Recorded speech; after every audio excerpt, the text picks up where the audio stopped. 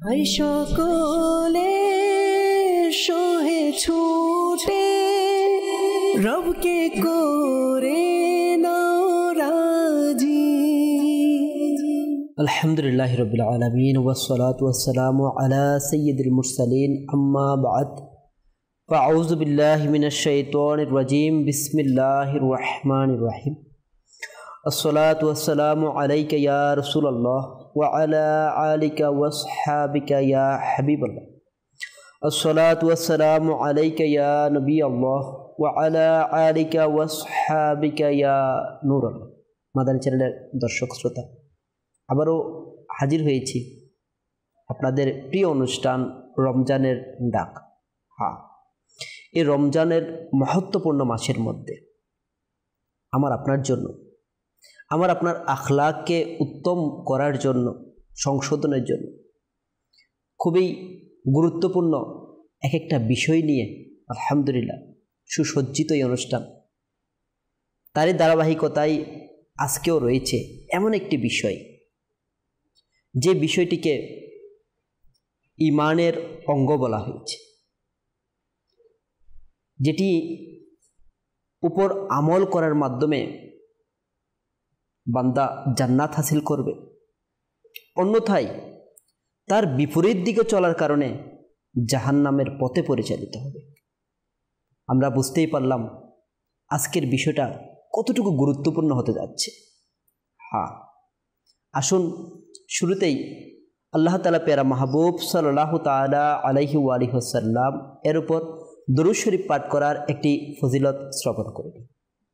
প্রিয় আকা মক্কি মদিনা মুস্তাফা সাল্লাল্লাহু তাআলা আলাইহি ওয়া আলিহি ওয়াসাল্লাম ইরশাদ করেন, যে ব্যক্তি আমার উপর সকালে 10 বার আর সন্ধ্যায় 10 বার দরুদ শরীফ পাঠ করবে, আমি তার জন্য কাল কিয়ামতের দিন সুপারিশ করব। সুবহানাল্লাহ। সল্লু আলাল হাবিব সাল্লাল্লাহু তাআলা আলা মুহাম্মদ সাল্লাল্লাহু তাআলা আলাইহি ওয়া আলিহি ওয়াসাল্লাম। মাদানী চ্যানেলের দর্শক শ্রোতা, আজকের বিষয় হচ্ছে লজ্জাশীলতা, যেটা মুসলমানের জন্য খুবই গুরুত্বপূর্ণ একটি বিষয়। আর বর্তমানে বলা যায় আল্লাহ তাআলার পানা, স্রোতের বিপরীতেই যেন আমরা চলে যাচ্ছি।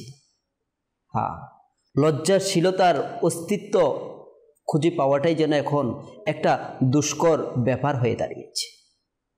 আজকে আমরা এই লজ্জাশীলতাটা ইসলামের মধ্যে কেমন গুরুত্ব রয়েছে এবং আমার আপনার আখলাকের মধ্যে এই লজ্জাশীলতা কিভাবে আনা যায় এবং বুজুর্গানে কেরাম ইনাদের আখলাকের মধ্যে লজ্জাশীলতা কেমন ছিল, আলহামদুলিল্লাহ ওই সম্পর্কিত আমরা শুনবো। আমাদের সাথে আছেন মোবাল্লিকে দাওয়াত ইসলামী আমাদের সম্মানিত সাইফুল হুজুর।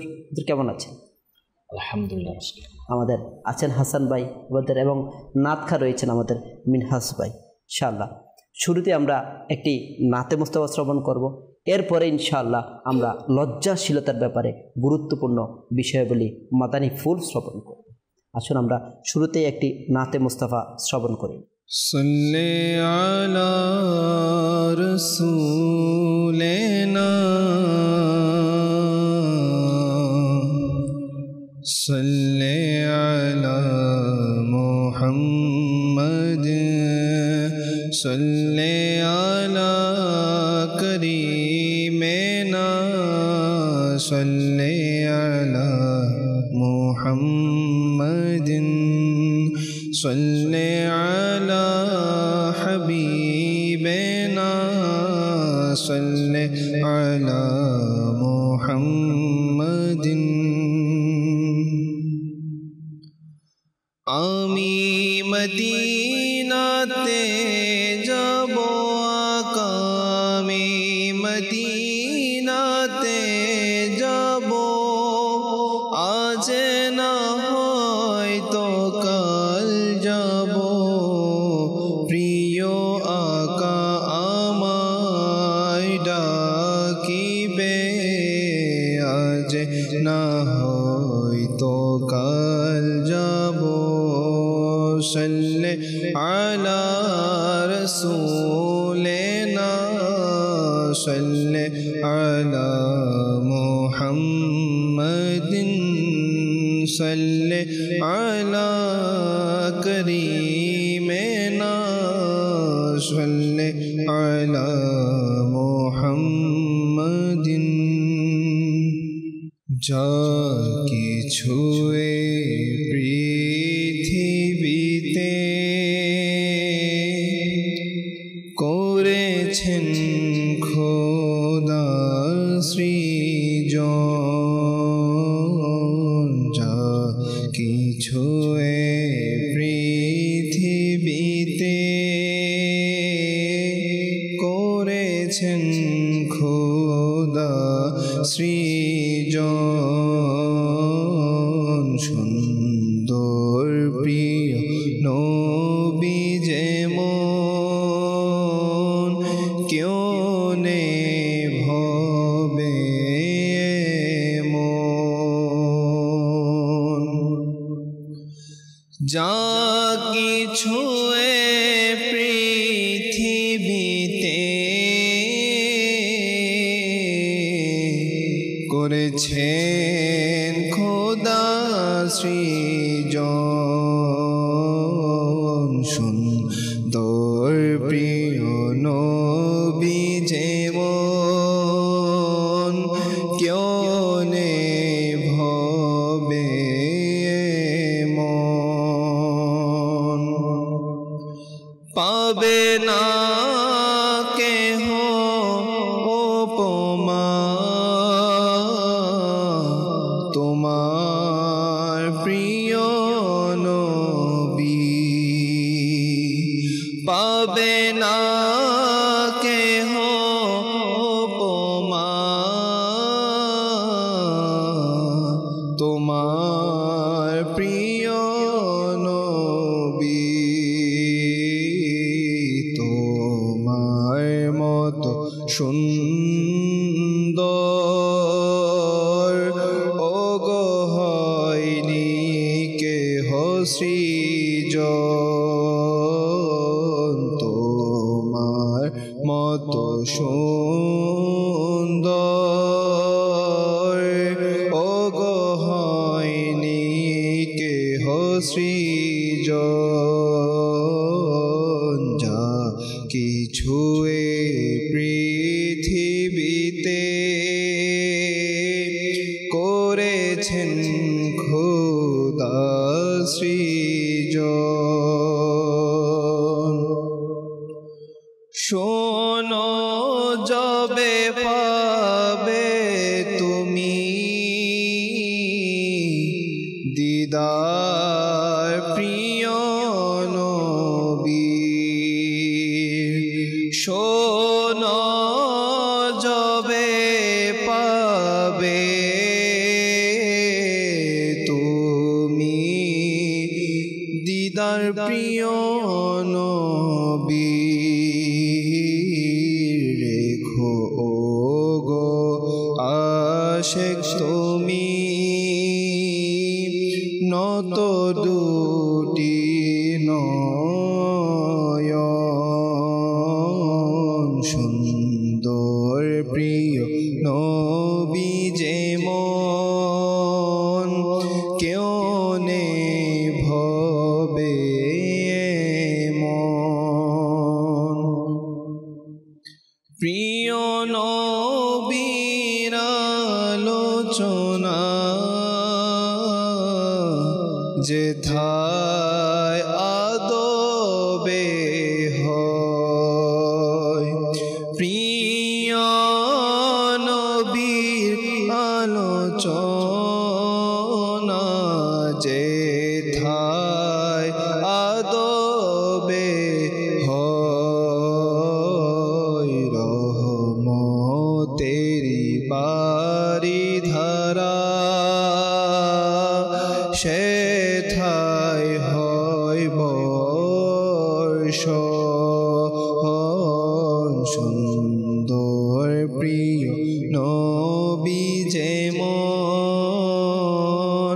কেউ নেই ভবে মন চন্দ্র সূর্য পেয়ে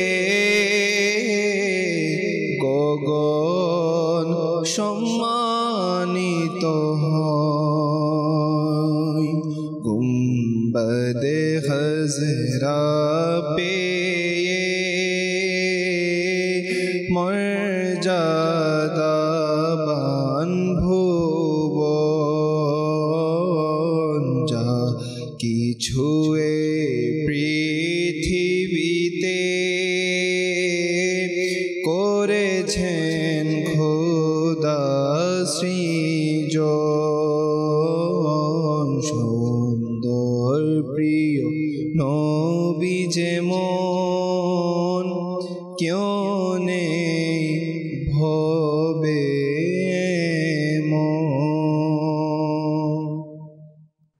নিশ্চয়ই এই আল্লাহ তাআলার সৃষ্টি জগতের মধ্যে সবথেকে সৌন্দর্যের উপমা আল্লাহ তাআলা পেরা মাহবুব সাল্লাল্লাহু তাআলা ইসলাম ছাড়া কে হতে পারে। আসুন পিস ভাইরা, মাদানী চ্যানেলের দর্শক শ্রোতাগণ, ইনশাআল্লাহুল করিম লজ্জাশীলতা আমরা শুরুতেই শুনবো ইনশাআল্লাহ আমাদের মোবাল্লিকে দাওয়াত ইসলামে আমাদের সাইফুল হুজুর কাছ থেকে। জি হুজুর, লজ্জাশীলতার ব্যাপারে ইসলামের দৃষ্টিতে এর গুরুত্ব। আলহামদুলিল্লাহি রাব্বিল আলামিন ওয়াসসালাতু ওয়াসসালামু আলা সাইয়্যিদিল মুরসালিন। জি কাউসার ভাই, আজকে মাশাআল্লাহ রমজানের ডাক অনুষ্ঠানের মধ্যে যে বিষয়টা নেওয়া হয়েছে অত্যন্ত সুন্দর বিষয়, যেটা ছাড়া একজন ইমানদার পরিপূর্ণ নয়। যে ইমানদার ব্যক্তি তার জন্য এই গুণটা থাকা এটা আবশ্যক। কেন? ইমানদার হওয়ার জন্য এই গুণ যেটা আজকে যেটা আলোচনা হবে বিষয়, এটা থাকতেই হবে। তো আজকের বিষয় লজ্জাশীলতা। যখনই লজ্জাশীলতার আলোচনা আসে তখন উলামায়ে কিরাম উদাহরণ উসমানে গনি রাদিয়াল্লাহু তাআলা আনহু দিকে নিয়ে যায়। এক একজন সাহাবীর এক একটা বিশেষ গুণ ছিল যেটার মাধ্যমে নাকে স্মরণ করা হয়। যেমন আপনি মনে করেন যখন ইশকের আলোচনা হয় তখন সিদ্দিক আকবর রাদিয়াল্লাহু তাআলা আনহুর কথা চলে আসে, বিলাল হাবশি রাদিয়াল্লাহু তাআলা আনহুর কথা চলে আসে। যখন ইনসাফের আলোচনা হয় তখনই ফারুক আজম রাদিয়াল্লাহু তাআলা আনহুর কথা চলে আসে। আর যখনই শক্তি ইলমের ব্যাপার আলোচনা হয় তখন মাওলা আলী মুশকিল কোশা রাদিয়াল্লাহু তাআলা আনহুর আলোচনা চলে আসে। একইভাবে যখনই লজ্জার আলোচনা হয় তখনই উসমানে গনি রাদিয়াল্লাহু তাআলা আনহুর আলোচনা এটা চলে আসে। কেনই বা আসবে না?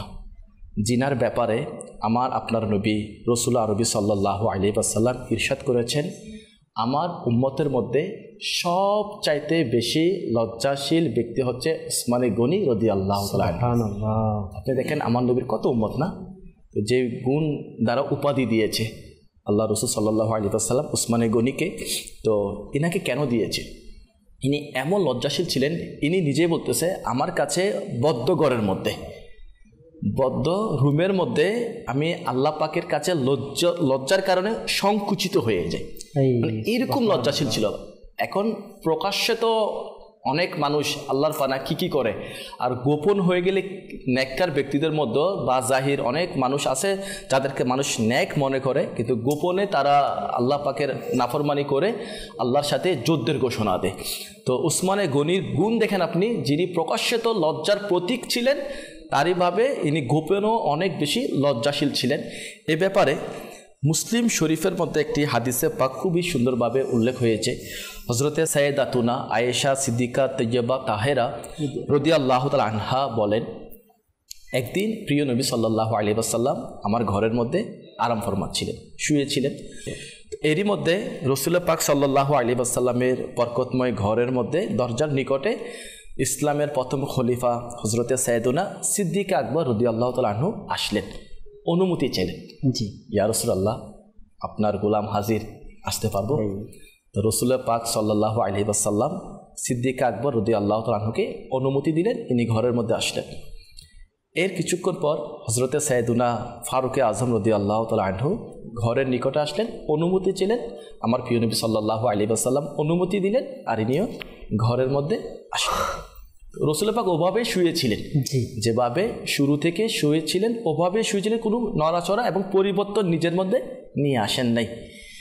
তো এর কিছুক্ষণ পর হজরতে সাইয়েদুনা উসমানে গনি রাদিয়াল্লাহু তাআলা আনহু অনুমতি চাইলেন, ঘরের নিকটে আসলেন, অনুমতি চাইলেন। আর রাসূল পাক সাল্লাল্লাহু আলাইহি ওয়াসাল্লাম অনুমতি দিলেন, আর উসমানে গনি রাদিয়াল্লাহু তাআলা আনহু যখন ঘরের মধ্যে প্রবেশ করবেন, এরই আগে আমার প্রিয় নবী সাল্লাল্লাহু আলাইহি ওয়াসাল্লাম উঠে বসে গেলেন এবং যে চাদর মুবারক সরিয়েছিলেন ওটাকে আবার ঢেকে দিয়েছেন। তো উসমানে গনি রাদিয়াল্লাহু তাআলা আনহু ঘরের মধ্যে আসলেন, এনারা যা যা বরকত নেওয়ার বরকত নিয়ে যখন চলে গেলেন, এর কিছুক্ষণ পর মা আয়েশা সিদ্দিকা তৈয়বা তাহেরা রাদিয়াল্লাহু তাআলা আনহা বললেন, ইয়া রাসূলুল্লাহ সাল্লাল্লাহু আলাইহি ওয়াসাল্লাম, আমি একটা বিষয় লক্ষ্য করলাম, আপনার বরকতময় খিদমতের মধ্যে যখন আমার আব্বাজান আসলেন সিদ্দিক আকবর রাদিয়াল্লাহু তাআলা আনহু, আপনি ওরকমই ছিলেন যেরকম আপনি পূর্বে শুয়েছিলেন। একইভাবে ফারুক আজম রাদিয়াল্লাহু তাআলা আনহু আসলেন, আপনি তো সেভাবে শুয়েছিলেন। যখনই উসমানে গনি রাদিয়াল্লাহু তাআলা আনহু আসলেন, তখন আপনি উঠে বসে গেলেন এবং পর্দার উপরে পর্দা করে নিলেন, চাদর যেটা উত্তম করে, হ্যাঁ চাদর মুবারক যেটা সরানো ছিল ওটা আপনি আবার ঢেকে দিয়েছেন। এর কারণ কি? তো রাসূল পাক সাল্লাল্লাহু আলাইহি ওয়াসাল্লাম ইরশাদ করলেন, আমি কি সে ব্যক্তিকে লজ্জা করব না যাকে ফেরেশতারা লজ্জা করে? সুবহানাল্লাহ। তো কাউসার ভাই দেখেন, আসলে উসমানে গনি রাদিয়াল্লাহু তাআলা আনহু ওই ব্যক্তি যিনাকে আসমানের ফেরেশতারাও লজ্জা করতেন। আর ইনারা এই প্রশিক্ষণ কার থেকে পেয়েছে? এই যে লজ্জার দৌলত নসিব হয়েছে, এটা তো আর এমনি এমনি আসে নাই না, এটা জিনার সহবতে থেকে এই দৌলত পেয়েছে। ইনার লজ্জা কেমন ছিল? অর্থাৎ রাসূল পাক সাল্লাল্লাহু আলাইহি ওয়াসাল্লামের বরকতময় সহবতে থেকেই তো সাহাবায়ে কিরাম যত নিয়ামত যত দৌলত সব আমার নবীর সহবতে থেকে বরকতময় সংস্পর্শ থেকেই অর্জন করতে পেরেছে। তো রাসূল পাক সাল্লাল্লাহু আলাইহি ওয়াসাল্লামের লজ্জার কথা আমি কি বলবো? হাদিসে পাকের মধ্যে আমার প্রিয় নবী সাল্লাল্লাহু আলাইহি ওয়াসাল্লামের লজ্জার ব্যাপারে আসছে এভাবে যে আমার প্রিয় নবী সাল্লাল্লাহু আলাইহি ওয়াসাল্লাম এমন লজ্জাশীল ছিলেন যে যেমন কোনো কুমারী নারী নিজেকে পর্দার মধ্যে আবৃত করে রাখে। সুবহানাল্লাহ।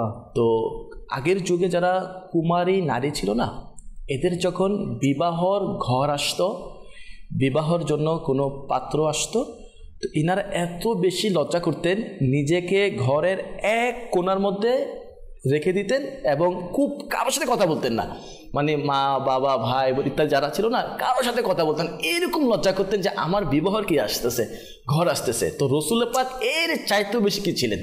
লজ্জাশীল ছিলেন। তো দেখেন, লজ্জা এটা আসলে অনেক বড় একটা নিয়ামত, অনেক বড় একটা দামি সম্পদ। এই লজ্জা যার আছে তার ঈমান পরিপূর্ণ আছে। ঈমান মাপার মাপ কাঠি যেটা আছে না, উলামায়ে কেরাম কিতাবে লিখেছে ঈমান মাপার যেটা মাপ কাঠি সেটা হচ্ছে লজ্জা।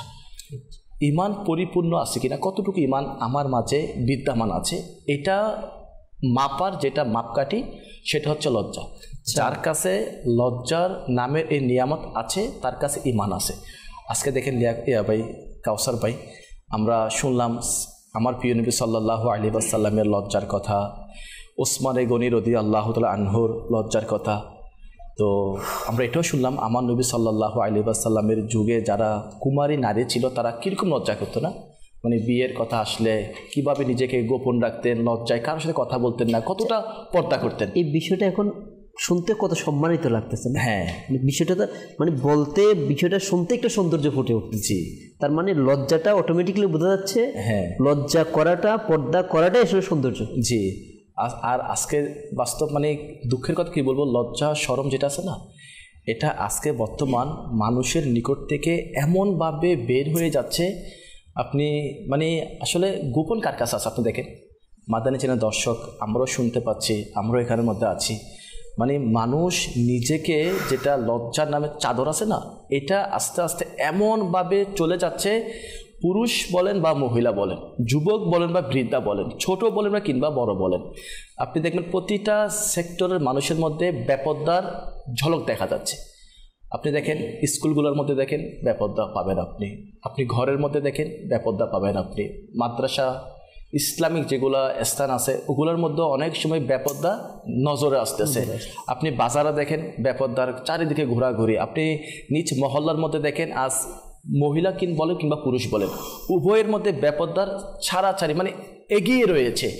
আজ আফসোস হলো সত্য, যদি কোনো মহিলার যদি বিয়ের সংবাদ আসে না, তো এটা আসলে এমনভাবে সংবাদ পৌঁছানো হয় মানে গোপন থাকে না, এখনো হয়তো বিয়ে হতেও পারে নাও হতে পারে। যখনই সংবাদ চলে আসে, বিবাহর কথা চলে, তখন দেখা যাচ্ছে কি সোশ্যাল মিডিয়ার মধ্যে আমার অমুক তারিখে কি হবে, বান্ধবীকে বলা, বন্ধুকে বলা, অমুকে বলা, মহল্লার মধ্যে বলা, চারিদিকে কি করে দেওয়া হচ্ছে। তো আসলে এটা লজ্জা কম থাকার একটা নিদর্শন। যার মধ্যে লজ্জার দৌলত আছে না, তো সে এগুলো বলতে লজ্জা করবে, কারণ এটা যদিও বা কিছু কিছু কাজ আছে গুনাহ না, কিন্তু লজ্জা এটা ওই সমস্ত কাজের মধ্যে বান্দাকে বাধা দেয় যেটা বলা অপছন্দনীয়। লজ্জা এটা এমন জিনিস যে বান্দাকে গুনাহ থেকে বাঁচাবে। মানে লজ্জা এটা এরকম জিনিস কাসর ভাই, আপনি দেখবেন লজ্জাশীল যারা ব্যক্তি আছে না, এরা গুনাহ করতে মানে নিজের দিলের মধ্যে একটা সংকোচ লাগবে, আমি আমার রবকে নারাজ কীভাবে করব। আচ্ছা, লজ্জা এটা তো শুধুমাত্র মানুষকে লজ্জা করা তা না। আমি কথার প্রসঙ্গে যেহেতু এদিকে আসছি, এটাও আরজ করে দিচ্ছি। লজ্জা এটা আমরা করি কাকে, করব কাকে? কিছু লজ্জাশীল ব্যক্তি আছে এরকম যারা আল্লাহকেও লজ্জা করে এবং বান্দাকেও লজ্জা করে। এটা অনেক উত্তম কাজ। এই গুণ যার মাঝে আছে, সর্বোত্তম, যিনি আল্লাহকেও লজ্জা করবে, বান্দাকেও লজ্জা করবে, ইনি সকল প্রকার গুনাহ থেকে আল্লাহ পাকের দয়াতে বাঁচতে পারবে। কিছু লোক এমন আছে যারা মানুষকে লজ্জা করে, আল্লাহকে লজ্জা করে না।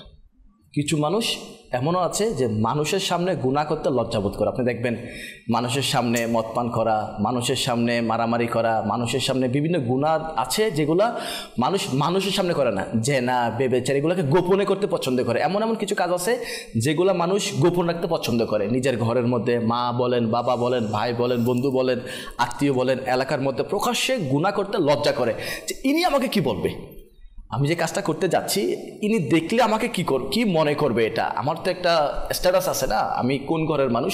তো কিছু লোক আছে এরকম যারা মানুষকে লজ্জা করে, আল্লাহকে লজ্জা করে না। আচ্ছা, কিছু আবার লোক এমন আছে যারা মানুষকেও লজ্জা করে না, আল্লাহকেও লজ্জা করে না। আপনি দেখবেন বিবাহ বিভিন্ন অনুষ্ঠানের নামে দিয়ে মানুষে প্রকাশ্যভাবে মদ পান করতেছে। তো মদ পান এটা গোপনও কিছু মানুষ পান করে, মানুষকে লজ্জা করে। আবার কিছু লোক এমন আছে যারা প্রকাশ্যে মদ পান করে, প্রকাশ্যে গুনাহ করে, নাচ গান, বিভিন্ন বেহায়াপনা কাজ কিছু আছে, কিছু লোক আছে গোপনে করে। আবার কিছু মানুষ এমন আছে যারা প্রকাশ্যভাবে করে, বিভিন্ন অনুষ্ঠানের নাম দিয়ে, বন্ধু মহলের নাম দিয়ে, বিভিন্ন প্যাকেজ বলেন, বিভিন্ন পর্যটক এলাকার মধ্যে গিয়ে না জানি ছেলে পুরুষ ইত্যাদি সবাই মিলে এই গুনাহের কাজটা প্রকাশ্যভাবে করতেছে। তো না এদের কাছে মানুষের লজ্জা আছে, না আল্লাহ পাকের লজ্জা আছে, না এনারা ফেরেশতাকে লজ্জা করতেছে। তো এক তো এটা, তো এইখানের মধ্যে তিন ক্যাটাগরি আমি বলছি। একটা হচ্ছে যারা আল্লাহকে লজ্জা করবে এবং বান্দাকে লজ্জা করবে। আরেক ব্যক্তি হচ্ছে এরকম যারা আল্লাহকে লজ্জা করে না, বান্দাকে লজ্জা করে। তো এটাও যদি বান্দাকে লজ্জা করে, শুধু বান্দাকে লজ্জা করার দ্বারা গুনাহ থেকে বাঁচা সম্ভব না। যদি মানুষ বান্দাকে লজ্জা করে না, তো প্রকাশ্যে গুনাহ থেকে যদিও বেঁচে যায়, তো গোপনে গুনার মধ্যে সে নিজেকে বরবাদ করে দিবে। এরকম কিছু লোক আছে এরকম মানুষের সামনে গুনাহ করে না। দেখবেন টিভি ভিসিআর প্রকাশ্যভাবে দেখে না। কিছু আছে যাদেরকে আমরা অনেক সময় বলে নিই ইসলামিক মাইন্ডের, দাড়ি আছে, টুপি আছে, পাগড়ি আছে, বিভিন্ন সুন্নতি লেবাস সজ্জিত নিজেকে রেখেছে, ইসলামিক পদ্মাও অনেক ইসলামী বোনেরা করে। তো কিছু গুনাহ আছে এরকম, যেমন টিভি ভিসিআর ইন্টারনেট ঘরের মধ্যে সবার সামনে দেখে না, বা বন্ধু মহলের মধ্যে সবার সামনে দেখে না, এটা গোপন রাখে। কেন? যেন এরা ভাবে আমি এখান থেকে বেঁচে আসি। এই লোকেদের মধ্যেও কিছু লোক আছে এরকম যারা সেম যেটা মানুষের সামনে করে না, সেটা যখন গোপন হয়ে যায়, দেখবেন মোবাইলের মাধ্যমে এই গান বাজনা নাটক বেহায়াপনা দেখার মধ্যে নিজের হায়াতকে বরবাদ করতেছে, চোখকে গুনাহ দ্বারা পূর্ণ করতেছে। এমন অসংখ্য লোক আছে যারা প্রকাশ্যে যে গুনাহ থেকে বাঁচে, সেম গুনাহটা গোপনের মধ্যে গিয়ে করে। তো আমি এটা আরজ করতে চাচ্ছি, শুধুমাত্র মানুষকে লজ্জা করার দ্বারা গুনাহ থেকে বাঁচা এটা সম্ভব হবে না। আর যে ব্যক্তি আল্লাহকেও লজ্জা করছে, বান্দাকেও লজ্জা করছে, তাহলে দেখবেন সে আল্লাহ পাকের ভয়ে গোপনে যখন থাকবে, তখন সে এটা ভাববে আমাকে যদি বা কেউ দেখতেছে না, আমার মা দেখতেছে না, বাবা দেখতেছে না, ভাই দেখতেছে না, বন্ধু দেখতেছে না, এলাকার কেউ দেখতেছে না, আমাকে আমার আল্লাহ দেখতেছে। যদি বা আমি সবার কাছ থেকে গোপন হয়েছি, আমি যে গুনাহটা আমার বাবার সামনে করতেছি না, বাবা জানলে আমি শর্মিন্দা হয়ে যাব, লজ্জিত হয়ে যাব। আর যে গুনাহটা আমি আমার মায়ের সামনে করতেছি না, আমার মা জানলে আমি লজ্জিত হয়ে যাব। যে গুনাহটা আমি আমার ভাইয়ের সামনে, আমার বোনের সামনে করতেছি না, যদি এরা জানে আমি লজ্জিত হব, শর্মিন্দা হব, মুখ দেখাবো কিভাবে? অনেক মানুষ বলে আমি যদি এই গুনাহটা আমার প্রকাশ হয়ে যায়, আমার গুনাহর ব্যাপারে যদি জেনে যায়, আমি মুখ দেখাবো কিভাবে? অনেক বেশি লজ্জিত হয়ে যায়। তো এটা হচ্ছে লোকের লজ্জা, লোকের লজ্জার কারণে শর্মিন্দা হয়ে যায়। তো আমাদের কি এই ফিকির আসে না, এই চিন্তা আসে না যে আমি আজকে বাবা মার কারণে লজ্জা করতেছি, খুব নার্ভাস ফিল করতেছি, জেনে গেলে আমার কি হবে। তো যে প্রতিপালক আমাকে সৃষ্টি করেছে, আমাকে রিজিক দিয়েছে, সে আল্লাহ তো আমার অন্তরের খবরও জানে। যেটা আমি গোপনে করতেছি ওটাও আমার আল্লাহ জানে, যেটা আমি প্রকাশ্যে করতেছি ওটাও আমার আল্লাহ জানে, যেটা আমি চার দেওয়ালের মধ্যে বন্দি হয়ে গোপন হয়ে করতেছি ওটাও আমার আল্লাহ জানতেছে, কেউ দেখতেছে না। যেটা আমি খেতা কম্বল গায়ের মধ্যে দিয়ে, মোবাইলের মধ্যে, ইন্টারনেটের মধ্যে আমি যেগুলো করতেছি দেখতেছি, যার সাথে করতেছি আর কি, যদিও বা কেউ নাই, আমার রব তো আমাকে দেখতেছে, ফেরেশতাও লিখতেছে আমার গুনাহগুলো। তো আমি এটা আরজ করতে চাচ্ছি, গুনাহ থেকে যদি মানুষ বাঁচতে চাই তো তাদের অবশ্যই আল্লাহকে লজ্জা করা এবং বান্দাকে লজ্জা করা উভয়টা নিয়ে আসতে হবে।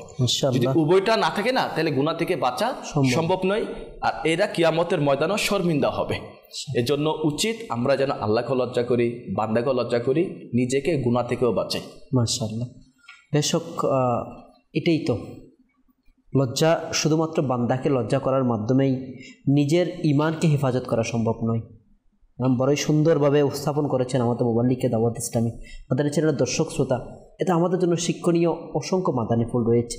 হ্যাঁ, ওই সংখ্যাটাও কিন্তু কম নয়, যে সংখ্যাটার কথা আমার হুজুর বলেছেন, যে মানুষ বান্দা থেকে বেঁচে থাকে, বান্দার সামনে তো শুরুতে সব কিছু ভালো থাকে, কিন্তু গোপনে গিয়ে নিজেকে গুনাহের গভীর সাগরের মধ্যে ভাসিয়ে দিচ্ছে আর নিজেকে জাহান্নামের পথে পরিচালিত করছে। আর ওইটা তো আরও বেশি মারাত্মক, যারা বান্দাকেও লজ্জা করে না, নিজে তো গুনাহ করছে, বাকিদেরকেও, অন্যদেরকেও গুনাহের প্রতি উৎসাহ প্রদান করছে, অন্যদের গুনাহের ভাগিদারও নিতে হয়ে যাচ্ছে। তো ওই ক্ষেত্রে আমাদের উভয় দিক থেকে বাঁচা প্রয়োজন। আমাদের জন্য সর্বোত্তম পন্থা হচ্ছে আল্লাহ তাআলা লজ্জা করা আর বান্দাকেও লজ্জা করা। জি হাসান ভাই, লজ্জাশীলতা সম্পর্কে কী বল? আলহামদুলিল্লাহ, আমরা সাইফুল হুজুর থেকে শুনলাম লজ্জা এটা এমন একটা বিষয়, লজ্জাটা ইমানের মাপকাঠি স্বরূপ বলা হয়েছে। তো এরকম একটি হাদিসের মধ্যেও পাওয়া যায়, মুস্তাদরাক আল হাকিমের মধ্যে একটি হাদিসে মুবারাকা, প্রিয় নবী রাসূল আরবি সাল্লাল্লাহু আলাইহি ওয়াসাল্লাম বলেছেন, ইন্নাল হায়া ওয়াল ঈমানা কুরানান জামিআন ফাইযা রুফিআ আহাদুহুমা রুফিআ আল আখর। এটার অনুবাদটা অনেকটা এরকম, আমাদের প্রিয় নবী রাসূল আরবি সাল্লাল্লাহু আলাইহি ওয়াসাল্লাম বলছেন, নিশ্চয় ঈমান আর হায়া একে অপরের সাথে জড়িত। তো যখন দুইটা থেকে একটা অপরটা থেকে পৃথক হয়ে যায়, অটোমেটিক দ্বিতীয়টাও চলে যায়, আলাদা হয়ে যায়। তো এটা থেকে বুঝতে পারলাম হুজুর যেটা বলেছেন, লজ্জাটা ইমানের মাপকাঠি। তো এটা থেকে বোঝা যাচ্ছে, যদি কোনো মানুষের কাছে, ব্যক্তির কাছে লজ্জা না থাকে, হুজুর সাল্লাল্লাহু আলাইহি ওয়াসাল্লামের হাদিসে মোবারক অনুযায়ী বুঝতে পারলাম তার কাছে ইমানও নাই। তো আমরা এখন, হুজুরও বলেছে আমাদের সমাজের পরিস্থিতি, তো লজ্জাটা কাকে বলা হয় এটা একটু জানা প্রয়োজন। তফসিরের একটি বিশ্ববিখ্যাত গ্রন্থ তফসিরে বাইজাবি শরীফের প্রণেতা আল্লামা নাসির উদ্দিন বাইজাবি রহমতুল্লাহি তাআলা আলাইহি তার কিতাবের মধ্যে লজ্জার পরিচয় দিতে গিয়ে এভাবে ইরশাদ করেন, আল হায়াউ ইনকিবাদুন নাফসি আনিল কাবিহি মুখাফাতাত যাম্মি। অর্থাৎ হুজুর সাল্লাল্লাহু আলাইহি ওয়াসাল্লামের এই উম্মত আল্লামা নাসির উদ্দিন বাইজাবি রহমতুল্লাহি তাআলা আলাইহি বলছেন, লজ্জা হচ্ছে এটা মানুষের নিন্দার ভয়ে খারাপ কাজ থেকে নিজেকে বিরত রাখা। তো এই লজ্জা, এটাকে কি বলা হয়? লজ্জা বলা হয়। তো লজ্জা এটা মানুষের মধ্যে থাকলে এটা মানুষের জন্য এটা অনেক উত্তম একটা গুণ। তো কিতাবের মধ্যে আল্লামা নাসিরুদ্দিন রহমতুল্লাহি তাআলা আলাইহি আরো বর্ণনা করেন, প্রকৃতপক্ষে হায়া আর খাজালাত ওয়াকাহাত এর মধ্যবর্তী একটি ভালো গুণ। ওয়াকাহাত আর খাজালাত এই দুইটা হচ্ছে মানুষের দুইটা মন্দ গুণ। ওয়াকাহাত কাকে বলা হয়? এই ওয়াকাহাত গুণটা যদি কোনো মানুষের মধ্যে থাকে, তাহলে ওই ব্যক্তি এত বেশি নির্লজ্জার মধ্যে পৌঁছে যায় যে সে ব্যক্তি বড় থেকে বড় গুনাহ, বড় থেকে বড় খারাপ কাজ করতেও দ্বিধা করে না, খারাপ কাজ করেও ফেলার পরেও সে সংকোচ বোধ করে না। এটা হচ্ছে ওয়াকাহাত বলা হয়, অনেক বড় একটা খারাপ গুণ। এরপর বলা হচ্ছে খাজালাত, এটা একটা খারাপ গুণ। এই গুণটা কোনো মানুষের কাছে যদি থাকে, তাহলে বলা হচ্ছে ওই ব্যক্তি খারাপ কাজ করতেও সংকোচ বোধ করবে, সাথে সাথে ভালো কাজ করতেও সংকোচ বোধ করবে। অর্থাৎ কোনো মাহফিল হচ্ছে, মনে করেন একজন মাদ্রাসার ছাত্রকে বলা হচ্ছে, ভাই একটু কোরআন তেলাওয়াত করেন, নাতে মুস্তাফা পড়েন। তখন দেখা যাবে সে পারে কোরআন তেলাওয়াত করতে পারে, না তো মুস্তাফাও পড়তে পারে, কিন্তু লজ্জার কারণে সে বলতে পারে না। তো এটাকে বলা হচ্ছে খাজালাত। তো এটাও একটা কি খারাপ গুণ, ভালো কাজ করতে চায় না, ভালো কাজ করতে গেলে তার সংকুচিবোধ হয়, তার ভয় লাগে। তো এটাকে কি বলা হয়? খাজালাত। আর ওয়াকাহাত বলা হয় মানুষের মাঝে যদি এটা থাকে, সে বড় থেকে বড় খারাপ কাজ করার পরেও তার অনুশোচনা আসে না। আর হায়া, লজ্জা, এটা হচ্ছে এই দুইটা গুণের মধ্যবর্তী একটা গুণ, মানুষের জন্য এটা অনেক ভালো গুণ। তো বলা হচ্ছে হায়া কোনটা? বলা হচ্ছে হায়া হচ্ছে মানুষের কাছে এই গুণটা থাকলে মানুষটা খারাপ কাজ করতে অবশ্যই সংকোচবোধ করবে, অনুশোচনা করবে, আর ভালো কাজ আল্লাহ তাআলার হুকুমগুলো খুঁজে খুঁজে করবে। সে ভালো কাজ করতে লজ্জা করবে না, ভালো কাজ করবে অবশ্যই। তো এরপরে আমরা লজ্জা সম্পর্কে আরও কোরআনুল কারীমের মধ্যে রয়েছে, হাদিসে মোবারকের মধ্যে রয়েছে। আল্লাহ রসুল সাল্লাল্লাহু আলাইহি সাল্লামের একটি হাদিস মোবারকা বুখারী শরীফের কিতাবুল ঈমানের মধ্যে আসছে। প্রিয় নবী রাসূল আরবি সাল্লাল্লাহু আলাইহি সাল্লাম বলেন, আল ঈমানু বিদউন ওয়া সিত্তুনা শু'বাতান ওয়াল হায়াউ শু'বাতুম মিনাল ঈমান। এটার অনুবাদটা হচ্ছে ঈমান এর 60 এর চেয়ে অধিক শাখা প্রশাখা রয়েছে। এরপর বলা হচ্ছে ওয়াল হায়াউ শু'বাতুম মিনাল ঈমান, আর লজ্জাটা হচ্ছে ঈমানের একটা বড় শাখা প্রশাখা। তো দেখেন মাদানী চ্যানেল দর্শক শ্রোতা আমার ইসলামী ভাইগণ, আল্লাহ রসুল সাল্লাল্লাহু আলাইহি সাল্লাম এখানে হাদিসে মুবারাকার মধ্যে মানুষের যে ঈমান রয়েছে, ঈমানটাকে একটি বৃক্ষের সাথে, গাছের সাথে তুলনা করেছেন। যে গাছের মধ্যে সাধারণত ডালপালা, ঠেল ভরপুর থাকে, ওই গাছটার ছায়া মানুষ চাইলে রোদের তাপ থেকে বাঁচার জন্য বিশ্রাম নিতে পারে, আরাম করতে পারে, আর ওই গাছটাকে দেখতে অনেক সুন্দর লাগে। তো ঠিক তদ্রূপ ঈমানদার ব্যক্তির কাছে ঈমানের সাথে যদি ঈমানের শাখা প্রশাখাগুলো, ডালপালাগুলো, বৈশিষ্ট্যগুলো, গুণাগুণগুলো, স্বভাবগুলো যদি ঈমানের সাথে থাকে, তাহলে ওই ঈমানদার ব্যক্তিও দুনিয়ার সকল মানুষের কাছে প্রিয় ব্যক্তি হয়ে যায়, সম্মানী ব্যক্তি হয়ে যায়, পরিচিত ব্যক্তি হয়ে যায়, এবং আল্লাহ তাআলার দরবারে ওই ব্যক্তি পছন্দনীয় বান্দার মধ্যে পরিণত হয়ে যায়। সুবহানাল্লাহ। একটু চিন্তা করুন, এখন যদি ওই গাছ থেকে আমরা ডালপালাগুলো কেটে নিই, বা কয়েকটা কেটে নিই অথবা সম্পূর্ণ কেটে নিই, তো দেখতে পাবো ওই গাছটাকে দেখতে আর সুন্দর লাগছে না, এবং ওই গাছের ছায়ায় মানুষ আর বসতে পারবে না, ছায়া দিবও না। তো বলা হচ্ছে যদি ঈমানদার ব্যক্তির ঈমানের সাথে যদি এই ঈমানের যে যতগুলো বৈশিষ্ট্য আছে, গুণাগুণ আছে, এগুলো যদি না থাকে, তাহলে ওই ঈমানদার ব্যক্তি পরিপূর্ণ পাক্কা ঈমানদার হতে পারবে না। আর ঈমানদারের একটা বৈশিষ্ট্য, গুরুত্বপূর্ণ বৈশিষ্ট্য, আল্লাহ রাসূল যেটা বলেছেন ওয়াল হায়াউ শু'বাতুম মিনাল ঈমান, ঈমানের বড় একটা বৈশিষ্ট্য হচ্ছে হায়া। এটা যদি মানুষের মধ্যে না থাকে, দেখা যাবে ওই ঈমানদার ব্যক্তি এক পর্যায়ে গিয়ে বেঈমান হয়ে যাবে। আর একটু লক্ষ্য করলে আমরা বুঝতে পারি, যদি কোনো বৃক্ষের, গাছের গুরুত্বপূর্ণ শাখা, ডাল অথবা শিকড়কে কেটে দেওয়া হয়, তাহলে দেখা যাবে এক পর্যায়ে ওই গাছটা শুকিয়ে লাকড়িতে পরিণত হয়ে যাবে। ঠিক তদ্রূপ ঈমানদার ব্যক্তির কাছে যদি ঈমানের সাথে লজ্জা নামক, হায়া নামক গুণটা না থাকে, আল্লাহ তাআলা না করুক, ওই ঈমানদার ব্যক্তি একদিন এসে বেঈমান হয়ে যাবে। আল্লাহ তাআলা আমাদেরকে গুলা থেকে, এই লজ্জা থেকে বাঁচার তৌফিক দান করুন। বেশক মাশাআল্লাহ, মাশাআল্লাহ। আমরা মুবালিকে দাওয়াত ইসলামের কাছ থেকে শ্রবণ করলাম আল্লাহ তাআলা পেয়ারা মাহবুব সাল্লাল্লাহু তাআলা আলাইহি সাল্লামের পেয়ারা হাদিসে মুবারাকার মধ্যে লজ্জার গুরুত্ব এত বেশি দেওয়া হয়েছে, যেটা ঈমানের সাথে পরিপূর্ণ সম্পৃক্ত বলা হয়েছে। এমনও বলা হয়েছে হায়া এবং ঈমান একে অপরের পরিপূরক। যদি একটা বের হয়ে যায়, দ্বিতীয়টা অটোমেটিকলি বের হয়ে যাবে। এটা ভয়ে আটকে ওঠার মতো একটা মেসেজ আমাদের জন্য। ঈমান যদি না থাকে আমাদের অবস্থা কি হবে? আর ঈমানটাকে বাঁচানোর সর্বোত্তম একটা রাস্তা হচ্ছে নিজের মধ্যে লজ্জাকে নিয়ে আসা। ইনশাআল্লাহুল কারীম লজ্জা সম্পর্কিত আমরা মুবালিকে দাওয়াত ইসলামীর কাছ থেকে আরও অসংখ্য মাদানী ফুল গ্রহণ করব ইনশাআল্লাহ। আমরা এখন দর্শক শ্রোতাদের কিছু কলস রয়েছে, ইনশাআল্লাহ আমরা কলসগুলো শুনে নিই। জি, কলস চালিয়ে দিন। টাঙ্গাইল জেলা ব্রাহ্মণবাড়িয়া থানা থেকে বলছি, হাফেজ মোহাম্মদ শাহপরানুল ইসলাম। আমি আপনাদের মাদানী চ্যানেল দেখতেছি, সবসময় দেখি, অনুষ্ঠানগুলো সবচেয়ে ভালো লাগে, অনুষ্ঠান এখনো দেখতেছি। মাশাআল্লাহ, আপনাকে অসংখ্য মোবারকবাদ। নেক্সট, বরিশাল। আমার নাম মোহাম্মদ কামরুল হাওলাদার। আমি একটি গজল শুনতে চাই, অতি শীতল হাওয়া মদিনারি। মাশাআল্লাহ। Next call.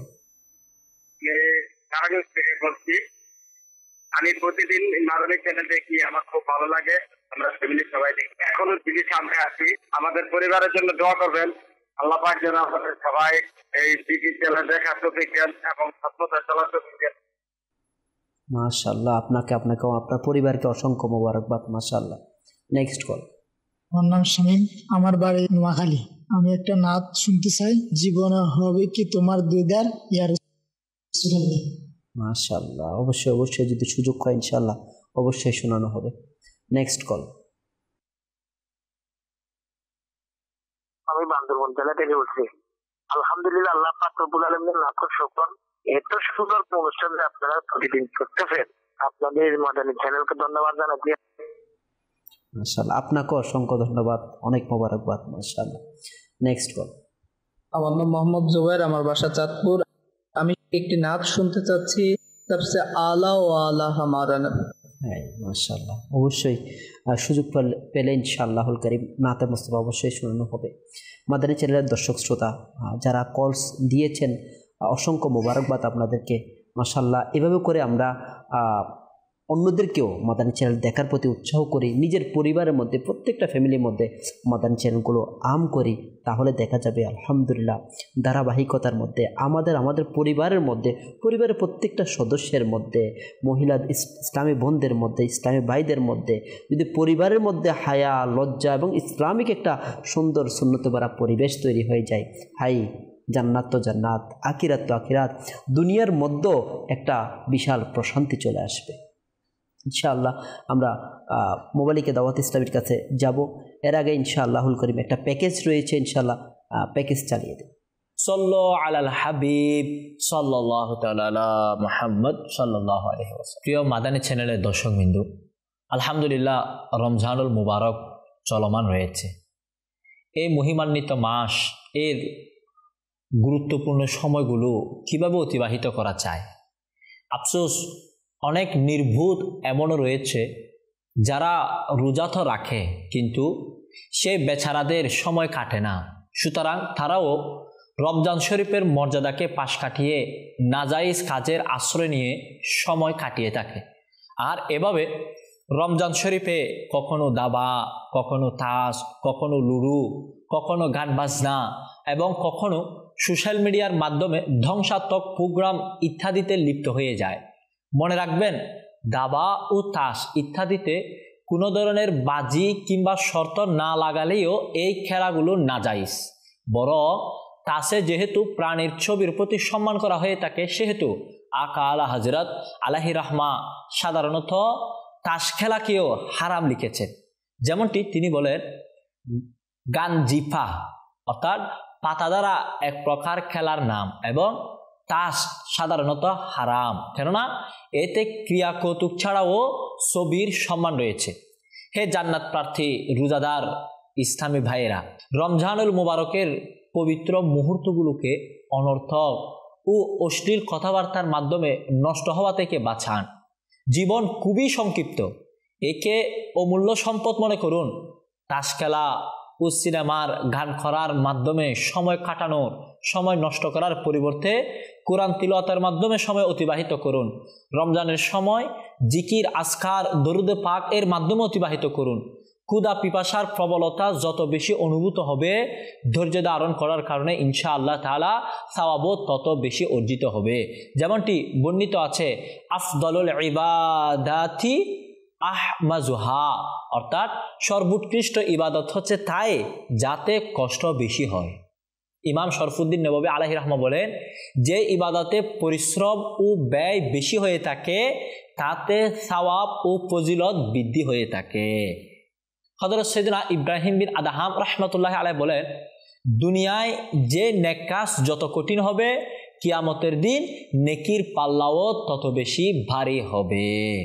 আল্লাহ তাআলা আমাদেরকে গুনাহমুক্ত, অহেতুক অপ্রয়োজনীয় অনর্থক কাজকর্ম মুক্ত নেকির মাধ্যমে রমজান অতিবাহিত করার তৌফিক দান করুক। সাল্লু আলাল হাবিব সাল্লাল্লাহু তাআলা আলা মুহাম্মদ সাল্লাল্লাহু আলাইহি ওয়াসাল্লাম।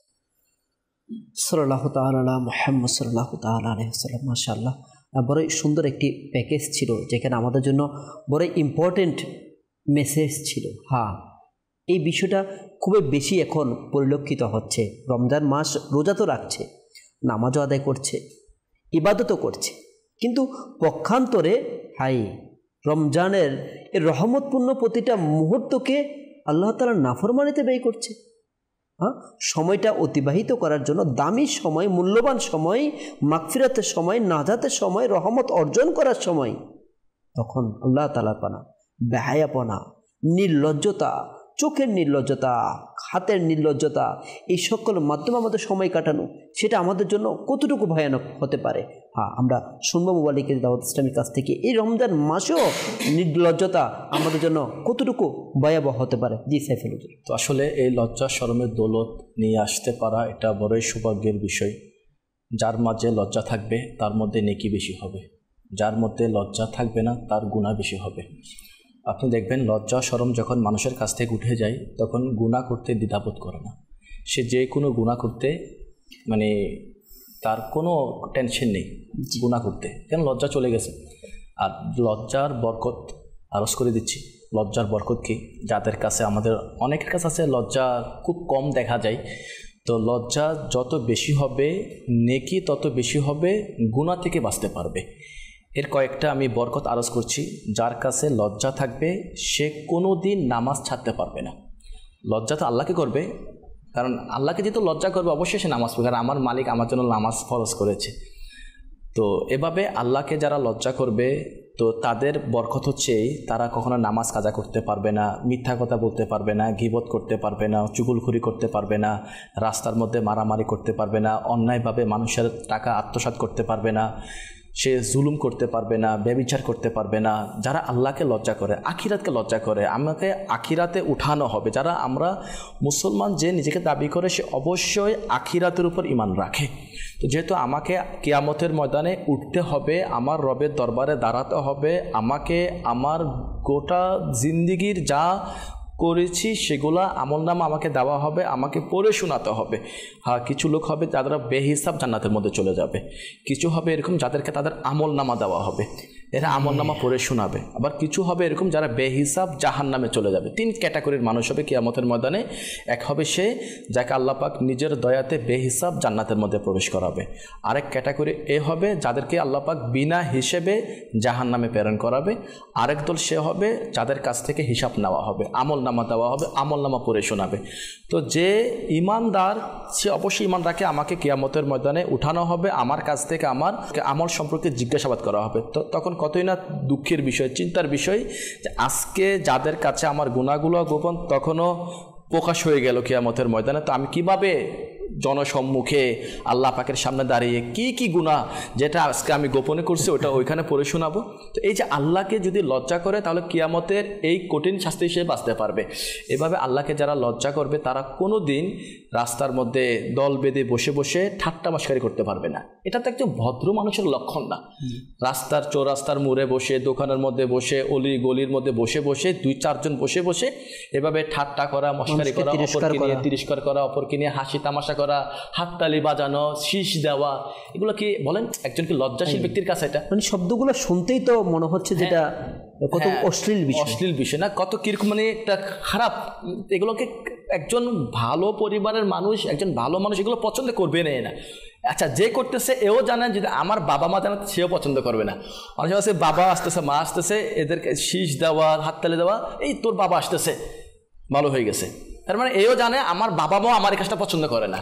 এই যে লজ্জা থাকতো না, লজ্জা নামের যে দৌলত আছে, যে গুণ আছে, এটা যদি থাকতো ওই কাজগুলো ওখানে করতো না। 2-4 জন বসে বসে মোবাইলের মধ্যে, ইন্টারনেটের মধ্যে একে অপরকে মেসেজ করা, উল্টাপাল্টা কথা বলা, শেয়ার করা, এই জিনিসগুলো সে বাঁচতে পারবে। দেখেন কাউসার ভাই, লজ্জা এটা কীরকম একটা গুণ যেটার কারণে বান্দার অনেক আমল বৃদ্ধি পেয়ে যায়। লজ্জা এটা এমন একটা গুণ যেটার কারণে বান্দা অনেক রকম গুনাহ থেকে বাঁচতে পারতেছে, অনেক রকম গুনাহ থেকে। কারণ যে জানে আমি আমার মালিককে লজ্জা করে আমি গুনাহ কিভাবে করব। আচ্ছা, এই লজ্জার দৌলতটা মানুষ কোত্থেকে শিখবে?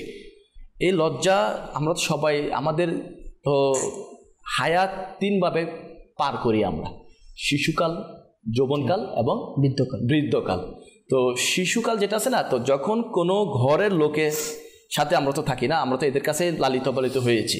তো যখন ঘরের বড়দের মধ্যে লজ্জা শরমের দৌলত থাকবে, তো তার সঙ্গে যারা থাকবে এদের মধ্যে সেই গুণটা চলে আসবে। যদি ঘরের মা বাবা টিভি বিসিআর ইন্টারনেট থেকে নিজেকে বাঁচিয়ে রাখে, ঘরে যার বড়জন আছে এরা যদি নিজেকে গুনাহ থেকে বাঁচায়, নিজের মধ্যে হায়া নিয়ে আসে, শরম নিয়ে আসে, এদের ঘরে যে ছোট বাচ্চা আছে দেখবে এরও কি হবে, প্র্যাকটিক্যাল দেখবে। কিন্তু আমার বাবা তো লজ্জা করতেছে, আমার মা তো এটা দেখতেছে না, আচ্ছা আমার মা তো পর্দা করে যাচ্ছে। দেখবেন অনেক ছোট ছোট মেয়েরা হাত মোজা, পা মোজা, বোরকা পরিধান করতে পছন্দ করে, বাবা আমাকে এটা পরিয়ে দাও। কেন? শিখতেছে কার থেকে? প্র্যাকটিক্যাল দেখতেছে। কিন্তু আমার মা, আমার বোন, আমার ঘরের বড়রা এটা করতেছে, আমি কেন করব না? ঘর থেকে যে শিক্ষাটা পায় না, এটা যদি লজ্জা শরমের হয়, এই ব্যক্তি যতই বড় হবে লজ্জা শরম বাড়বে, যতই বড় হবে লজ্জা শরম বাড়বে। আপনি দেখবেন অনেক মানুষ রাস্তাঘাটের মধ্যে প্রস্রাব করে দেয়। তো এটা করতে শিখলো ঘরের মধ্যে, যদি সে তার ঘরে দেখতো না ছোটবেলা থেকে আমাকে বাবা মা বসায় বসায় করাচ্ছে, সে বসে বসেই করতো। এখন অনেক রাস্তার ঘাটের মধ্যে দাঁড়িয়ে দাঁড়িয়ে কি করে দিচ্ছে না। কিরকম যদি লজ্জা নামে দৌলত থাকতো, আপনি বলেন রাস্তার মধ্যে, ড্রেনের মধ্যে, সামনে যেখানে সেখানে এভাবে মানে কি করা। এটা তো আছে আল্লাহ তাআলা পানা হুজুর, ফ্যামিলির মধ্যে ছোট ছোট মাদানী মুন্না মুন্নিদেরকে মানে এখন প্র্যাকটিস করা হচ্ছে বেহায়াপনার। মানে একসাথে নিয়ে কোলে বসেই বেহায়াপনা যুক্ত গান বাজনা এগুলো দেখতেছে, আর এই সন্তানরা এটাই শিখতেছে, এটা কমন ব্যাপার, এটা খারাপ কিছু না। যেহেতু মা বাবা কোলে নিয়ে আমাকে এটা করতেছে, নিশ্চয়ই এটা আমার জন্য খারাপ কিছু না। অনেক মা বাবা তো আছে এরকম, বাচ্চা যারা আছেন এরা যদি গান গাইতে পারে হাততালি মারে, খুশি হয়ে যায়। পাশের ঘরের মহিলাকে বলে যে দেখো দেখো আমার বাচ্চা তো আজকে স্কুলের মধ্যে বা অমুক জায়গার মধ্যে গান মুখস্থ করে নিয়েছে, গান গেয়েছে, তো ভালো কাজ করছে, এটা নেকির কাজ করছে, এটা তারা কি সওয়াব পাই গেছে, জান্নাত ওয়াজিব হয়ে গেছে এটার মাধ্যমে। বরং ছোটবেলা থেকে বান্দার জন্য মানে বাচ্চার জন্য কি করে দিচ্ছে, গুনাহের রাস্তা বাবা মা খুলে দিচ্ছে। এটা হচ্ছে কি বাবা মার অনেক বেশি বাচ্চাদের উপর প্রভাব পড়ে। যদি আমার ঘরের মানুষ যদি লজ্জা শরমের দৌলত থাকে, তো এটা ঘরের মধ্যে পড়বে। আচ্ছা যদি আমরা ছোটবেলা থেকে এদেরকে লজ্জার তাগিদ না দিই, যদি পর্দার তাগিদ না দিই, এদেরকে যদি আমরা লজ্জা শরম না শিখাই না, তো যে শিখাবে না এর ব্যাপারেও হাদিসে পাকের মধ্যে ওয়াইদ আসছে, এদেরকে দায়ুস বলা হয়েছে হাদিসে পাকের মধ্যে। যারা যে সমস্ত লোকেরা নিজের ঘরের পরিবার, মা বোন, এরপর স্ত্রী, সন্তানদেরকে পর্দার আদেশ দিবে না, এদেরকে লজ্জা শরমের আদেশ দিবে না, গুনাহ থেকে বাঁচাবে না, এদেরকে খোলামেলাভাবে উন্মুক্ত করে দিবে, যার সাথে যেমন খুশি তেমন করো, এটা এখন কোনো টেনশন নাই, এটা এমন যুগ চলে আসছে, যাও ফ্রি একেবারে। তো এরকম যারা ফ্রিডম করে দেবে সবার জন্য, এদের ব্যাপারে হাদিসে পাকের মধ্যে মুসনাদে ইমাম আহমদ বিন হাম্বলের 2য় খণ্ডের মধ্যে 351 পৃষ্ঠার মধ্যে এই হাদিসে পাকটি রয়েছে, যেটা এভাবে আমার প্রিয় নবী সাল্লাল্লাহু আলাইহি ওয়াসাল্লাম ইরশাদ করেন, সালাসাতুন কদ হাররামাল্লাহু আলাইহিমুল জান্নাহ। এর অনুবাদ হচ্ছে কি, 3 ব্যক্তি এমন আছে যাদের উপর আল্লাহ পাক জান্নাতকে হারাম করে দিয়েছে। এরা কারা কারা? 1 নাম্বার মুদিমিনুল খমরি ওয়াল আকু ওয়াদ দায়ুস আল্লাযী ইউকিরু ফি আহলিহিল খবাস। এর অনুবাদ হচ্ছে কি, 1 নাম্বার হচ্ছে সে যে সর্বদা মদ পান করে, দ্বিতীয় হচ্ছে সে যে নিজের পিতা মাতার নাফরমানি করে, আর তৃতীয় ব্যক্তি হচ্ছে সে যে দায়ুস অর্থাৎ নির্লজ্জ ব্যক্তি, যে নিজের পরিবারের সদস্যদের মধ্যে বেহায়াপনার কাজকে বহাল রাখে, একে বলা হয় দায়ুস। আর দায়ুসের ব্যাপারে হাদিসে পাকের মধ্যে এমনভাবে ওয়াইদ আসছে যে আমার প্রিয় নবী সাল্লাল্লাহু আলাইহি ওয়াসাল্লাম ইরশাদ করেন, দায়ুস যে আছে এ জান্নাতের সুগন্ধি পাবে না, দায়ুস ব্যক্তি যে আছে এ জাহান্নামে যাবে। আপনি দেখেন জান্নাতের সুগন্ধি 500 বছর পূর্বে পাবে। তো দায়ুস যে আজকে ক্ষমতা আছে, আমি চাইলে আমার বোনকে পর্দা করতে পারি, আমি চাইলে আমার স্ত্রীকে পর্দার মধ্যে রাখতে পারি, আমি চাইলে আমার মা বাবাকে, মা বোনকে, সন্তানকে পর্দার মধ্যে রাখতে পারি, এটা না করে আজকে এমন কিছু নির্লজ্জ পুরুষ আছে যারা নিজের স্ত্রীদেরকে নিয়ে মার্কেটে ঘুরতেছে বেপর্দাভাবে মোটর সাইকেলের পিছনের মধ্যে বসিয়ে, এরপরে রাস্তাঘাটের মধ্যে হেঁটে হেঁটে বেপর্দাভাবে একেবারে খোলামেলাভাবে, আল্লাহর পানা যেগুলো জায়েজ নেই, যেটা না জায়েজ কাজ, এরকম বেপর্দাভাবে নিজের বোনকে, নিজের স্ত্রীকে, নিজের সন্তানদেরকে নিয়ে এই রমজান মাস আসছে, আপনি দেখবেন এক তো রোজা তো দিনের বেলা রেখে দিয়েছে, এবার ইফতারির পরে প্রস্তুতি পুরাপুরি একেবারে পরিপূর্ণ প্রস্তুতি নিয়ে যাও এবার মার্কেটের মধ্যে খোলামেলাভাবে আলোচনা করা, খোলামেলাভাবে কথাবার্তা বলা, হোটেলে বসে পুরা নিজেকে চেহারা দেখিয়ে হাত দেখিয়ে এভাবে না জানি কি হচ্ছে না হচ্ছে এটা আজ আমাদের সমাজে গোপন নেই। এটাই হচ্ছে নির্লজ্জ ব্যক্তিদের কাজ, যারা নিজের ঘরের মানুষদেরকে এভাবে বেপদ্দাগিরি এভাবে গুনাহ করার ব্যাপারে কোনো তাগিদ দিচ্ছে না, গুনাহ জারি রেখেছে। এদেরকে বলা হয় দায়ুস, আর এরা এদের পরিবারের কারণেই জাহান্নামে যাবে। এদেরকে কিয়ামতের দিন এদের পরিবারের মানুষই আল্লাহ পাকের দরবারে আসামি হিসেবে দাঁড় করাবে যে আল্লাহ আমার বাবা আমাকে পর্দার কথা বলে নাই, এই আল্লাহ আমার স্বামী আমাকে পর্দার কথা বলে নাই, এই আল্লাহ আমার ভাই আমাকে পর্দার কথা বলে নাই, এই আল্লাহ আমার ঘরের বড়জন যে আছে আমাকে তাগিদ দেয় নাই যে পর্দা করো বোন, পর্দা করো স্ত্রী, গুনাহ থেকে বাঁচো, আল্লাহকে লজ্জা করো, হায়া করো, শরম করো। এইগুলোর ব্যাপার আমাকে তাগিদ বলে আমাকে নিয়ে নিয়ে ঘুরেছে, আমার স্বামী ঘুরেছে। এর জন্য কাউসার ভাই আর মাদানী চ্যানেল দর্শক, আমাদের সবার উচিত আমরা যেন নিজেকে নিজের পরিবারকে পর্দাশীল বানাই, গুনাহ থেকে বাঁচাই। আর এই গুনাহ থেকে বাঁচানোর আদেশ তো স্বয়ং আমাদের আল্লাহ পাক বলেছেন। যেমন আল্লাহ পাক কোরআনে পাকের মধ্যে পারা 28 সূরা তাহরিমের আয়াত 6 মধ্যে আমাদের প্রিয় আল্লাহ আযজা ওয়া জাল এভাবে ইরশাদ করেছে, হে ঈমানদারগণ, নিজেদেরকে ও নিজেদের পরিবার বর্গকে ওই আগুন থেকে রক্ষা করো যার ইন্ধন হচ্ছে মানুষ ও পাথর। তো আল্লাহরই আদেশ গড়ের লোকদেরকে গুনাহ থেকে বাঁচানো, আল্লাহরই আদেশ আমরা যেন আমিও বাঁচি, পরিবারকে বাঁচাই। আজকে দেখেন লজ্জা না থাকার কারণে, লজ্জা কম থাকার কারণে বা লজ্জা নাই বললে চলে, আজকে যেটা লজ্জা আছে না এটা নাই বললে চলে, এটা তো একেবারে মানে আপনি দেখেন নামমাত্র, এটা আসলে নামই। আপনি দেখেন না মানুষ কিরকম বেকুব, আপনার আমার যারা আমরা লজ্জা করতেছি না, আমার ঘরের সামনে যদি কোনো মহিলা কোনো পুরুষ নাজায়েজ কাজ করে আর আমি ঘর থেকে বের হলাম, দেখলাম এরা নাজায়েজ কাজের মধ্যে আছে, হাসি তামাশা মস্কারি ইত্যাদিতে যেগুলো নাজায়েজ করা হয়েছে ওগুলো করতেছে, নিশ্চয়ই আমি লজ্জার কারণে এদেরকে বলবো এটা কি করতেছো তোমরা। এই যে আমি তো বাইরে এসে এদেরকে এই কথা বলতেছি, আমার ঘরের ভিতরে আমি গিয়ে টিভির মধ্যে এটা দেখতেছি, জি বাহিরে তো নিষেধ করে আসলাম, অথচ আমি আমার ঘরের মধ্যে কাকে নিয়ে, কখনো মাকে নিয়ে, কখনো বোনকে নিয়ে, স্ত্রীকে নিয়ে, সন্তানকে, সবাইকে নিয়ে একসাথে বসে দেখে দেখে এই যে টিভির মধ্যে কি দেখা হচ্ছে, এগুলো কি দেখতেছে, সে তার চোখে কি করতেছে, কি এগুলো কি সওয়াবের কাজ, দেখে দেখে হাততালি মারতেছে, হাসতেছে। এই যে এদের মধ্যে বেপর্দা চলতেছে, এটা আমার ঘরের মানুষ দেখতেছে, শিখতেছে, আর এগুলোর মাধ্যমে ঘরের মানুষের কাছ থেকে দিন দিন লজ্জা শরম চলে যাচ্ছে। আজ না সন্তান বাবা মাকে লজ্জা করতেছে, না স্ত্রী স্বামীকে, স্বামী স্ত্রীকে, না মহল্লাবাসীকে, প্রতিবেশীকে, মানে লজ্জা খুব কম বললে চলে। আজকে আমাদের আসলে লজ্জা করে কখন জানেন, যেটা আমার হাসান ভাই বলছিল, মানুষের বর্তমান এমন একটা আমাদের যুগ চলে আসছে, নেকি করতে আমাদের খুবই লজ্জা লাগে। আপনি দেখেন তাহাজ্জুদের নামাজ পড়তে, প্রথম কাতারে গিয়ে নেকি নামাজ পড়তে, রোজা রাখতে, কোরআন তেলাওয়াত করতে, হাতের মধ্যে তসবিহ রাখতে লজ্জা লাগে অনেকের কাছে। আমি তসবিহ রাখবো, এটা কেমনে হয়? আরে ভাই, তসবিহ রাখা মানে তো এটা তো সওয়াব, এটা আপনি দূর করতে পারবেন।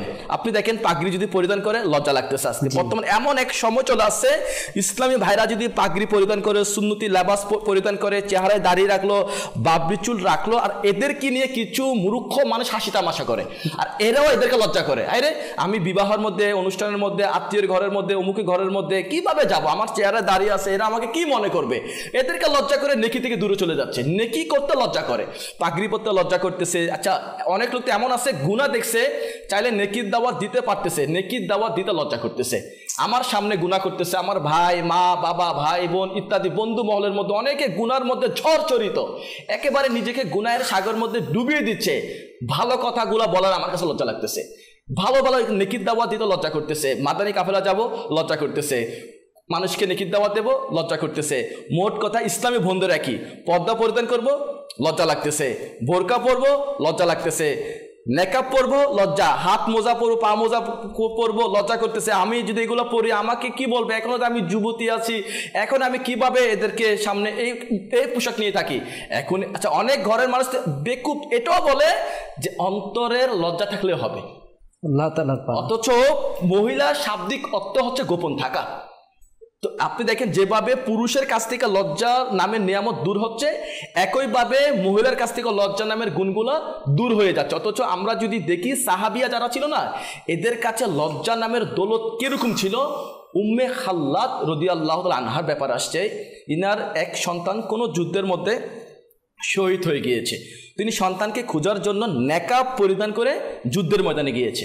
সন্তান কোথায় খুঁজে বের করবে, তো নেকাব পরিধান করে রাখছে, সন্তান খুঁজতেছে। তো কোনো একজন ব্যক্তি বলল, আপনি কি এই অবস্থার মতো পর্দা করে রাখবেন? আপনাকে আমরা চিনে না, বলবো যে এটা আপনার ছেলে, তো আপনি এই অবস্থায় কেন পর্দা করে রাখছেন? বলতেছে সন্তান হারিয়েছি ঠিকই, লজ্জা হারাই নাই। আপনি দেখেন সাহাবীদের থেকে কি আমরা বেশি বুঝি? এরা কি জানে না যে এখানে আমাকে পর্দা করতে হবে? তো ইনারা যদি ওই অবস্থার মধ্যে পর্দা করতে পারে, আজ আমাদের সহজ সরল ইসলামী ভাই, ইসলামী ভোটাররা কেন লজ্জা করে না? কেন আজকে ইসলামিক পোশাকগুলো পরতে লজ্জাবোধ করে? কেন ভালো কাজগুলো করতে লজ্জাবোধ করে? কাজেই আমাদের সবার উচিত অন্তরের লজ্জা, শরীরের লজ্জা, আল্লাহকে লজ্জা করা, বান্দাকে লজ্জা করে, এগুলো যেন নিয়ামত নিয়ে আসি। আল্লাহ তৌফিক দান করুন। মাশাআল্লাহ, মাশাআল্লাহ, বড় সুন্দর বলেছেন মাদানী চ্যানেলের দর্শক শ্রোতাগণ। মাশাআল্লাহ, আসলেই আমাদের সমাজের বাস্তব চিত্র এটাই। আল্লাহ তাআলার পানা। বাহিরের পরিবেশ তো বাহিরের পরিবেশ, নিজের ঘরোয়া পরিবেশটাও এতটা ভয়ানক হয়ে গিয়েছে। নিজের সন্তানরা যখন বেহায়াপনা করে তখন গর্ববোধ করে, আমার সন্তান নাচ গান, হাই, নিজের সামনে বেহায়াপনামূলক ঠাট্টা তিরস্কার এগুলো করছে নারীদের সাথে। এটা নিয়ে কোনো বাধা নেই, কোনো রকম শাসন নেই। কিন্তু কোনো সন্তান যদি নিজেকে পরিবর্তন করার জন্য নিজেকে সুন্নতের রঙে সাজাতে চায়, কোনো সন্তান যদি দাড়ি সাজাতে চায়, কোনো সন্তান যদি ইমামা সাজাতে চায়, কোনো নারী যদি, কোনো ইসলামী বোন যদি নিজেকে পর্দার মধ্যে আনতে চায়, তখন সর্বপ্রথম অনেকগুলো পরিবার এমন আছে, পরিবার থেকে বাধা শুরু হয়ে যায়। এই ক্ষেত্রে এই বিভিন্ন যুক্তি দাঁড় করিয়ে তাদেরকে আবারও জাহান্নামের রাস্তায় পরিচালিত করে। আমাদের জন্য বড়ই শিক্ষণীয় একটা মাস রমজানুল মোবারক মাস। হাই, বেহায়াপনা থেকে বাঁচা, নির্লজ্জতা থেকে বাঁচার সর্বোত্তম সুযোগ এবং অনুশীলন করার মাস হচ্ছে রমজানুল মোবারক মাস। আসুন মাদানী চ্যানেলের দর্শক শ্রোতা একটা নাতে মুস্তাফা শ্রবণ করি ইনশাআল্লাহ। জীবনে হবে কি তোমার দিদার ইয়া রাসূলুল্লাহ, সে আশায় রয়েছি আমি গুনাহগার ইয়া রাসূলুল্লাহ, জীবনে হবে কি তোমার দিদার ইয়া রাসূলুল্লাহ।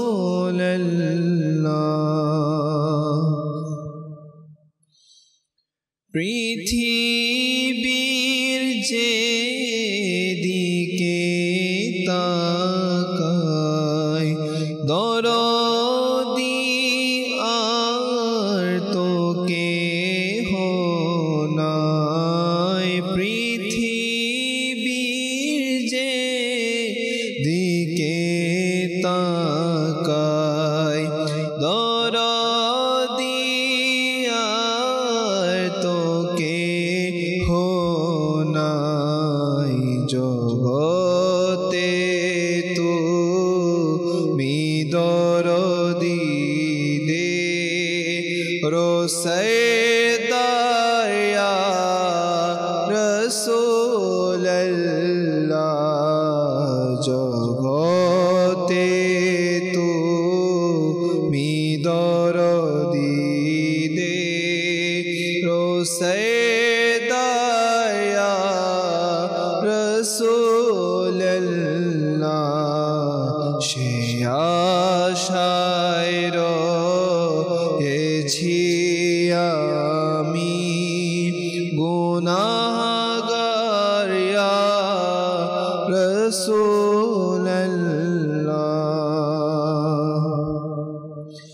পেয়েছে তোমাকে যে জন, পেয়েছে খোদাকে সে জন, পেয়েছে তোমাকে যে জন, পেয়েছে খোদাকে সে জন, তুমি তো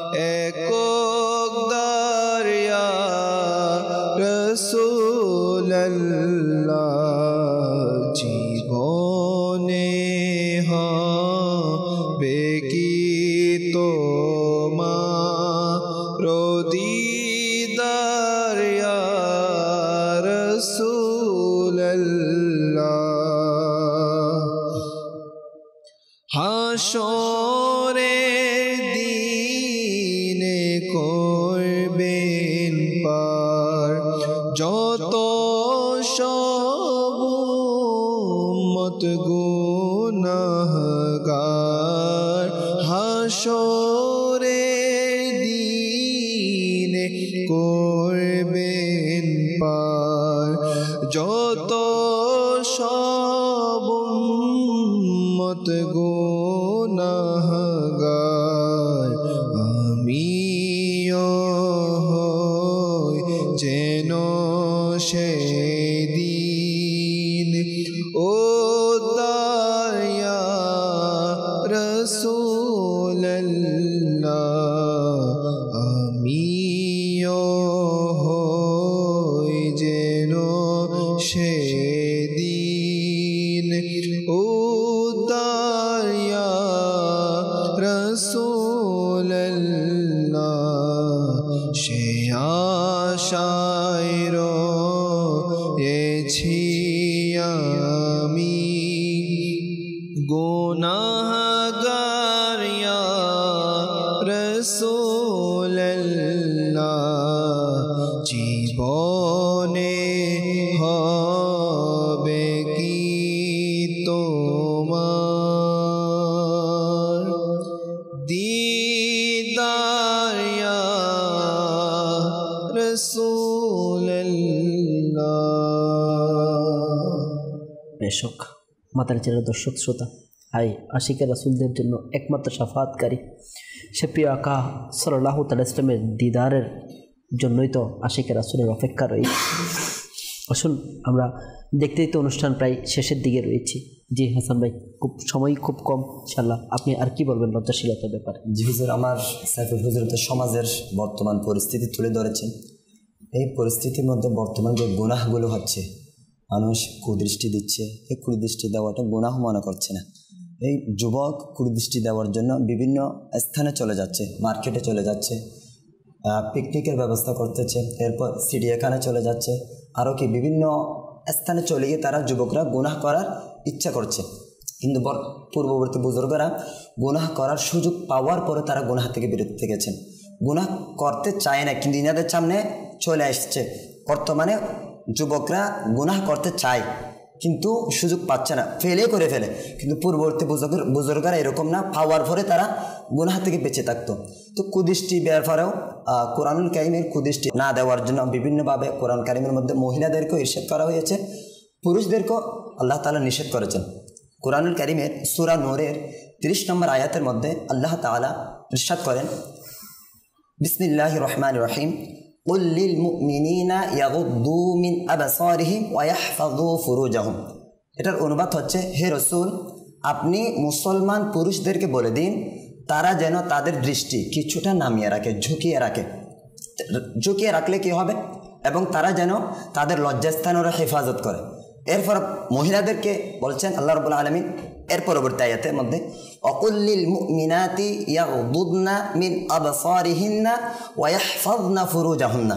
হে নবী, আপনি মুসলমান মহিলাদেরকে বলে দিন তারাও যেন তাদের দৃষ্টিকে নামিয়ে রাখে, তাদের দৃষ্টি দিয়ে যেন পরপুরুষের সৌন্দর্য না দেখে। এরপর বলছেন ওয়া ইয়াহফাযনা ফুরুজাহুন্না, মহিলারা যেন তাদের সতীত্বকে রক্ষা করে।